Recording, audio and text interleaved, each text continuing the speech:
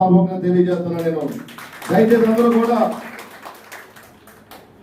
ఇందాక మాట్లాడే దాని గురించి ఎంపీ టీసీ గారు మాట్లాడారు, భర్త మాట్లాడారు అని చెప్తున్నారు. ఏ ప్రెసిడెంట్లు ఉన్నారు, టీసీలు ఉన్నారు, ఏ మీ భర్తలు ఎందుకు అజమాయిషీ చేస్తున్నారు సచివాలయాల్లో పంచాయతీ ఆఫీసులో చెప్పండి, ఎందుకు చేస్తున్నారు వాళ్ళందరూ కూడా?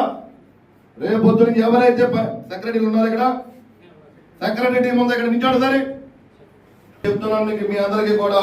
రేపటి నుంచి అది నా పార్టీ మీ వేరే అధికార పార్టీ కాదు, ఎవరైతే ప్రెసిడెంట్ ఎవరైతే ఉన్నారో వాళ్ళకు ప్రోటోకాల్ పెట్టండి. ఆఫీసర్ తెలిసిందా?